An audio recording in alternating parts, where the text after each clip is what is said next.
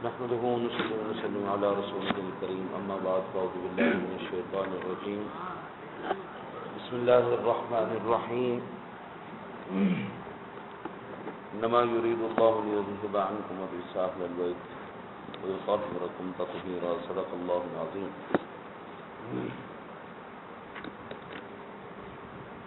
نبی اکرم نور مجسم قائد المرسلین صلی اللہ تعالی علیہ وسلم کی آل پاک کی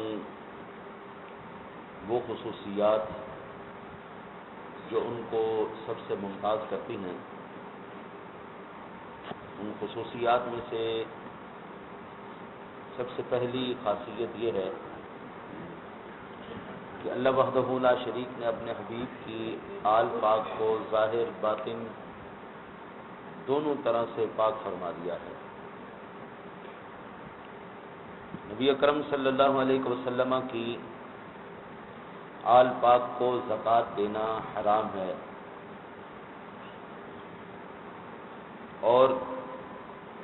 ان کو صدقہ واجبہ جو ہے وہ دینا اور لینا حرام ہے، اگرچہ وہ مالک نصاب نہ ہو. عام بندے کے لیے یہ حکم ہے، وہ مالک نصاب نہیں، آپ اس کو صدقہ دے سکتے ہیں، لیکن سید زادے کو، حضور کی اہل بیت کو آپ صدقہ نہیں دے سکتے. حضرت مسلم شریف کی حدیث پاک ہے، حضرت عبد المطلب بن ربیعہ رضی اللہ تعالیٰ عنہ سے روایت ہے کہ رسول اللہ صلی اللہ علیہ وسلم نے ارشاد فرمایا: ان هذه الصدقات انما هي اوساخ الناس وانها لا تحل لمحمد ولا لآل محمد. یعنی زکوٰۃ کے مال لوگوں کی میل ہیں، اور وہ محمد صلی اللہ علیہ وسلم اور آل محمد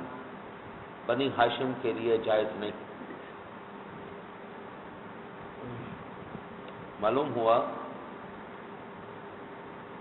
لوگوں کی میل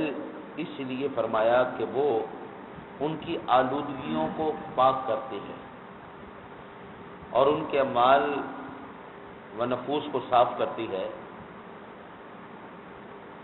جو ذات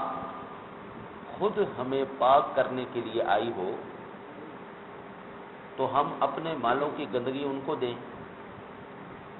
یہ مالدار کے مال کی میل ہے، اور سرور دو عالم صلی اللہ علیہ وسلم کی شان یہ ہے کہ ارشاد فرمایا: خذ من اموالہم صدقۃ تطہرہم وتزکیہم بہا. میرے محبوب ان سے زکوٰۃ اور صدقہ لے کر ان کو خوب صاف پاک ستھرا کر دو. تو لوگوں کے مالوں کی میلیں یا ہم صدقات وہ آل پاک کو دیں، ایسا نہیں ہو سکتا. بخاری شریف کے اندر ایک حدیث پاک ہے، اور امام مسلم نے بھی اس کو نقل کیا ہے. روایت کرنے والے حضرت ابو ہریرہ ہیں. روایت کرتے ہیں کہ ایک دن حضرت امام حسن رضی اللہ تعالیٰ نے صدقے کی ایک کھجور کو اٹھا کے منہ میں ڈال دیا. تو حضور فخر دو عالم صلی اللہ علیہ وسلم نے فرمایا: کف نکالو نکالو نکالو اس کو منہ سے، جلدی نکالو نکالو. حضور نے فوراً آپ سے آپ کے منہ سے نکال کے اس کو پھینک دیا اور فرمایا: اما شعرتا ان لا ناکل الصدقہ، کیا تمہیں معلوم نہیں ہم لوگ صدقہ نہیں کھاتے؟ یہ لوگ یہ زکوٰۃ دیتے ہیں، صدقہ دیتے ہیں، یہ لوگوں کے مال کی میل ہے، اور پیارے حسن بیٹا یہ ہم پہ جائز نہیں ہے. اور قربان جائیں حضور فخر دو عالم صلی اللہ علیہ وسلم کی ذات پر اپنی آل پاک پر حرام فرما دی، ہم پر حلال کر دی. لو بھائی تم کھاؤ، موج مناؤ، تمہارا مال تم ہی کھاؤ. یہ میں پہلے اس بات کو نہیں سمجھ پایا تھا کہ حضور نے یہ حرام کیوں قرار دیا. پھر جس وقت میں نے مرزائیت کو پڑھا، مرزا غلام احمد قادیانی جس نے دعوی نبوت کیا ہے، اس نے اپنے جتنے بھی متبعین ہیں، یعنی اس کے لحاظ سے جتنے بھی اس کے امتی ہیں، مرزائی ہیں، ان سب کے اوپر واجب قرار دیا ہوا ہے کہ اپنے مال کا 5واں حصہ جو ہے وہ تم نے ان کے گھر، ان کی اولاد کو دینا ہی دینا ہے۔ تو یہاں سے واضح ہو جاتا ہے کہ مرزے نے جو جماعت کی بنیاد رکھی تھی وہ اخلاص پر نہیں تھی، وہ پیسے کی حرص پر تھی، وہ پیسے کی لالچ میں تھی۔ اور قربان ہے، حضور نے یہ چیز حرام قرار دے کر، صدقے کو، زکوٰۃ کو حرام قرار دے کر 1400 سال پہلے بتا دیا، میں نے مال کی خاطر اپنی نبوت نہیں چمکائی، میری نبوت تو اخلاص پر ہے، میری نبوت تو اس بات پر ہے کہ اللہ کا پیغام تمہارے تک پہنچا دوں، تمہاری گندگیوں کو، تمہاری آلودگیوں کو تم سے دور کر دوں۔ رب کائنات کے پیارے محبوب کریم صلی اللہ علیہ وسلم پر کوئی یہ اعتراض نہ کر سکے، دشمن بھی، کہ جناب مسلمانوں کے نبی نے تو جماعت کی، یہ جو امت مسلمہ کی ہے، جو اپنی امت کا انہوں نے سلسلہ چلایا ہے، یہ تو چلایا ہی اس لیے تھا کہ اس کی اولاد پلتی رہے، اس کی اولاد کھاتی رہے، اس لیے حضور نے وہ دروازہ ہی بند کر دیا جس پر میرے نبی پر کوئی اعتراض اٹھ سکتا ہو، حضور نے وہ دروازے ہی بند کر دیا۔ تو مرزائیوں نے آج بھی آپ دیکھیں جو مرزائی ہے، بلکہ کئی مرزائی تو اسی لیے مسلمان ہو گئے، ان کا مذہب چھوڑ دیا، یہ تو ہمارے اوپر جبراً ہم سے وصول کیا جاتا ہے۔ جو مرزائی وہ پیسے جمع نہ کروائے وہ ان کا امتی ہے ہی نہیں، وہ اس سے جبراً وصول کرتے ہیں، ڈنڈے سے۔ اور میں قربان جاؤں، فخر دو عالم صلی اللہ علیہ وسلم نے یہ چیز اپنی اولاد پہ ہی حرام قرار دی، بیٹا حسن نہیں، تمہارا ظاہر بھی پاک ہے، تمہارا باطن بھی پاک ہے، تمہیں رب کائنات نے پاک کر دیا ہے، یہ آلودگیاں تمہارے لیے نہیں۔ پھر حضرت ولی کبیر حضرت شیخ عبد الوہاب شعرانی البحر الورود میں تعریف فرماتے ہیں کہ حضرت فضل بن عباس رضی اللہ تعالی، حضرت فخر دو عالم صلی اللہ علیہ وسلم کے چچا زاد بھائی نے عرض کیا، یا رسول اللہ صلی اللہ علیہ وسلم مجھے زکوٰۃ وصول کرنے پر مقرر فرما دیں۔ تو حضور نے فرمایا، معاذ اللہ ان استعملک علی غسالۃ ذنوب الناس، خدا کی پناہ میں تم کو لوگوں کے گناہوں کا دھون وصول کرنے پر مقرر کر دوں۔ کیا بات کرتے ہیں حضور فخر دو عالم صلی اللہ علیہ وسلم نے جو اپنے لیے پسند فرمایا، اپنی آل پاک کے لیے بھی وہی پسند فرمایا کہ نہ صدقہ مجھ پر حلال ہے، نہ میری اولاد پر حلال ہے، نہ میرے خاندان پر حلال ہے۔ یہ نہیں کہ بس سید زادہ ہے تو حضور کا خاندان بھی ہے، حضور نے فرمایا میرے خاندان پر بھی صدقہ حلال نہیں۔ اور جب آپ کے، حالانکہ یہ کوئی ایسی بات نہیں تھی، لے کر جمع تو بیت المال میں کروانا تھا، لیکن حضور نے یہ بات بھی پسند نہیں فرمائی، کوئی یہ نہ کہہ دے کہ بیچ میں ڈنڈی مار لی ہوگی، بیچ میں سے کھا لیا ہوگا،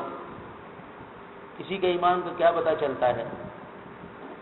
چونکہ آج تو ہمارا یہ سلسلہ چل پڑا ہے نا، لیکن حضور فخر دو عالم نے یہ دروازہ بھی بند کر دیا۔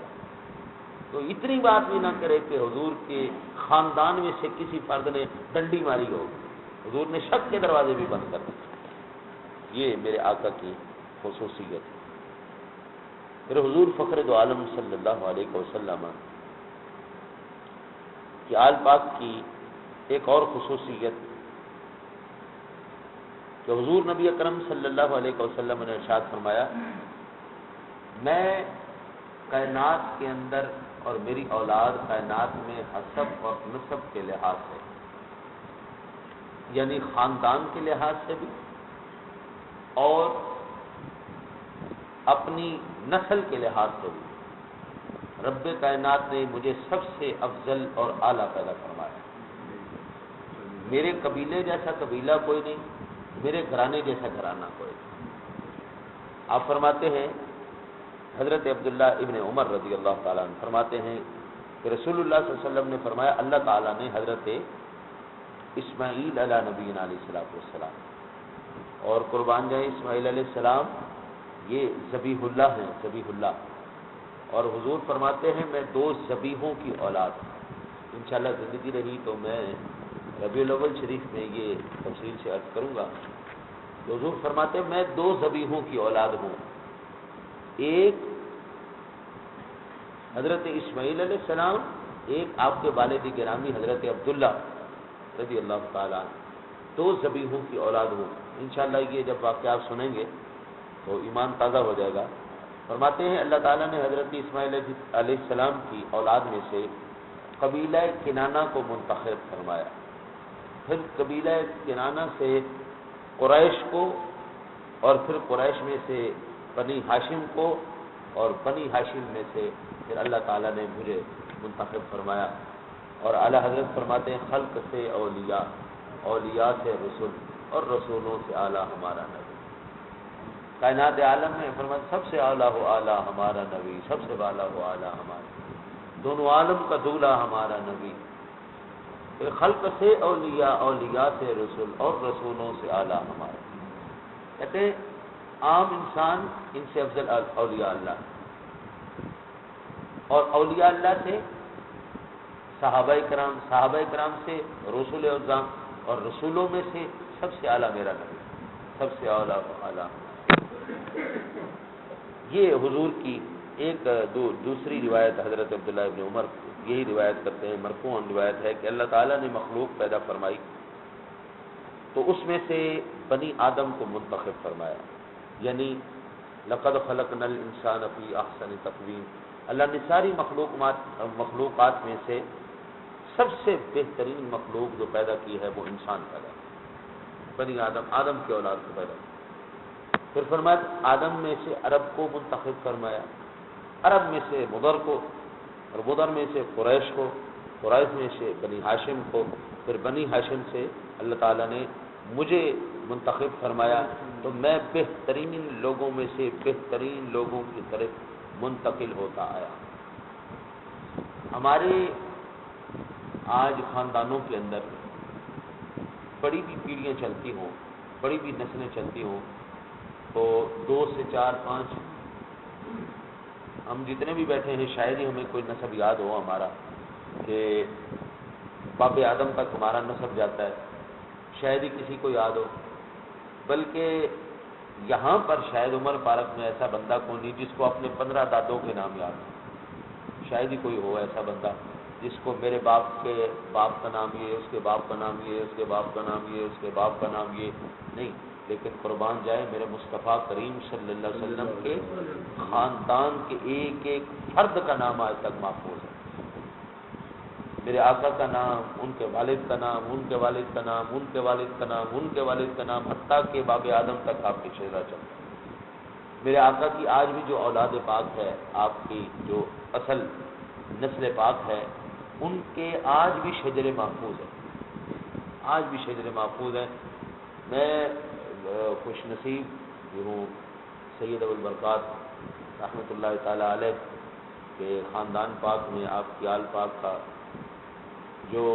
میں شاگرد بھی ہوں، وہاں سے ایک کتاب فیض بھی کیا ہم نے، اور